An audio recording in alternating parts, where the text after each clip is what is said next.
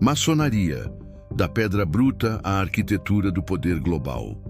Maçonaria, o segredo que construiu o Ocidente. Você vê os símbolos em edifícios históricos, em moedas e nas fundações de governos que moldaram o mundo. Mas o que realmente acontece por trás das portas fechadas? Não é apenas um clube de cavalheiros, nem um culto satânico, mas sim a estrutura de rede mais antiga e influente do Ocidente. A maçonaria não é uma conspiração, mas a ferramenta pela qual as conspirações foram historicamente facilitadas. A pergunta estratégica que vamos dissecar é: como uma guilda medieval de pedreiros livres se transformou de forma intencional e estratégica na sociedade especulativa que forneceu o alicerce filosófico e a rede social para a Revolução Francesa, a independência americana e o próprio Iluminismo? Bem-vindos, buscadores da verdade, ao Obscura Informação. Hoje vamos esquadrinhar a maçonaria, sua transição técnica de operativa para especulativa, sua estrutura de graus e a precisão da sua influência global. As origens invisíveis e a grande inversão, 1717. Para entender o poder da maçonaria, devemos analisar suas raízes, que a ordem afirma remontarem a tempos bíblicos. O mito fundador da maçonaria especulativa é a construção do Templo de Salomão, em Jerusalém, com Hiram Abif como a figura central do grau de mestre maçom. Este mito não é história factual, mas uma alegoria estratégica que confere à ordem uma aura de antiguidade sagrada e domínio técnico. A origem factual e técnica, no entanto, está nas guildas de pedreiros livres da Idade Média. Estes maçons operativos eram construtores de catedrais, livres para viajar e guardar os segredos da construção através de sinais e toques para garantir que apenas os verdadeiros mestres tivessem acesso às técnicas mais avançadas. Seus códigos de conduta eram documentados nos manuscritos góticos, regendo a moral e a probidade.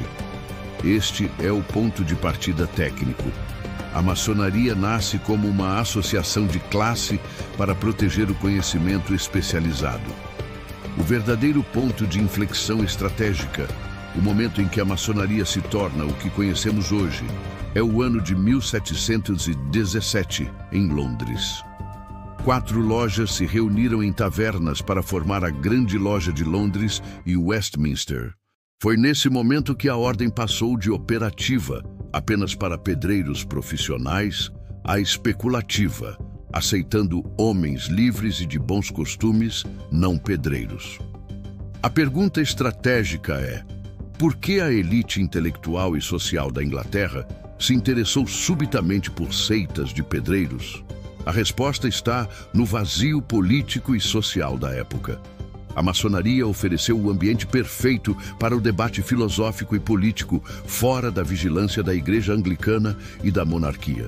O alicerce da maçonaria especulativa são as Constituições de Anderson, 1723, que exigiam apenas a crença em um ser supremo e tolerância religiosa, permitindo que homens de diferentes credos e classes se reunissem em pé de igualdade. A maçonaria, portanto, se torna um laboratório de ideias iluministas. Ela herdou os símbolos dos pedreiros e os transformou em alegorias morais e filosóficas. O objetivo deixa de ser construir catedrais de pedra e passa a ser construir o templo da humanidade, aperfeiçoar o caráter humano. A pedra bruta é o iniciado e o trabalho maçônico é lapidá-lo. A estrutura é a chave do seu sucesso, atuando através de uma hierarquia rigorosa de graus: aprendiz, companheiro e mestre maçom. Esta estrutura, que emprega o segredo ritualístico e a alegoria, tem uma função estratégica precisa: garantir que apenas aqueles testados em lealdade e disciplina atinjam os níveis de tomada de decisão. A maçonaria é, essencialmente, uma organização meritocrática disfarçada de fraternidade, a rede de influência, os altos graus e o poder invisível. Se antes vimos a maçonaria como uma estrutura de aperfeiçoamento moral, agora veremos que ela revela seu verdadeiro impacto estratégico, a sua capacidade de ser um veículo para a ação política e social em escala global. A maçonaria não é um governo, mas é onde os homens que governam se encontram. Os altos graus, como o rito escocês antigo e aceito, com 33 graus, são o verdadeiro aprofundamento filosófico e a interconexão histórica. O grau 18, o Cavaleiro Rosa Cruz, mostra a absorção técnica do misticismo Rosa Cruz na estrutura maçônica. Estes altos graus servem a uma função estratégica dupla: aprofundamento filosófico e criação de círculos internos de maior afinidade ideológica. O poder real da maçonaria reside na sua rede de contatos. Lojas maçônicas funcionavam como centros de intercâmbio de ideias. O maçom que viajava levava consigo as ideias revolucionárias. Infiltração ideológica e o efeito iluminista. O método de propagação da maçonaria foi o seu maior trunfo. A ordem forneceu o que a palavra impressa não conseguia: um espaço de segurança para a propaganda oral. A filosofia iluminista, que pregava a soberania popular, a separação de poderes e a razão, era altamente subversiva em monarquias absolutistas. As lojas, com seus rituais secretos e o juramento de lealdade, permitiam que estas novas ideias políticas e econômicas, como o laissez-faire, fossem debatidas, adaptadas e adotadas por figuras-chave, criando uma coesão ideológica de forma horizontal. A maçonaria, em essência, foi o protocolo de rede do iluminismo, permitindo que as novas ordens sociais fossem pré-construídas na mente dos líderes antes de serem executadas na realidade política. O dedo na América e o nascimento de repúblicas. A precisão estratégica é inegável. Na Revolução Americana, muitos dos pais fundadores eram maçons, e a filosofia de liberdade individual foi aperfeiçoada nas lojas. Na Revolução Francesa, figuras-chave eram maçons, e os ideais de liberté, égalité, fraternité ecoavam os princípios da ordem. A maçonaria funcionou como um espaço seguro para a subversão intelectual sob o pretexto de trabalho ritualístico.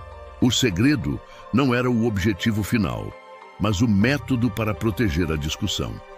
No Brasil, por exemplo, o movimento de independência e a própria proclamação da República tiveram forte participação maçônica. O Grito do Ipiranga não foi um ato solitário, mas a concretização de um plano tecido por maçons que viam na ordem a única estrutura capaz de unir as elites regionais sob um ideal comum de nação livre, mostrando que a maçonaria é a força de coesão que transforma a ideia revolucionária em realidade política organizada. A maçonaria, por sua própria natureza de sigilo ritualístico, cria um vazio de explicação que a imaginação popular preenche com o medo. Quando líderes de nações pertencem a uma fraternidade secreta, as pessoas presumem que as decisões mais importantes são tomadas lá. A perseguição histórica à maçonaria por ditadores prova que eles entendiam o seu poder como rede de resistência e de pensamento livre. O poder invisível da maçonaria é a sua capacidade de organizar a elite em torno de princípios humanistas. Mas seu sigilo a condena a ser vista como a arquiteta de todo o mal. A maçonaria nos ensina que a organização é o primeiro passo para a influência duradoura. A verdadeira lição é que o segredo não é o que eles fazem, mas o que o segredo permite que eles façam. Ela permitiu o intercâmbio de ideias que moldaram nossas democracias. Estudar a maçonaria é entender que as estruturas de poder são construídas nas silenciosas reuniões de homens dedicados a uma grande obra. Se você valoriza este nível de análise técnica e estratégica, precisa fazer parte da nossa irmandade. Clique no botão de inscrever-se, junte-se ao Obscura Informação. Deixe seu like e ative o sino. No próximo vídeo, mergulharemos em uma ordem que se alimentou desses segredos e foi ainda mais radical: os Iluminados da Baviera. O conhecimento oculto espera por você.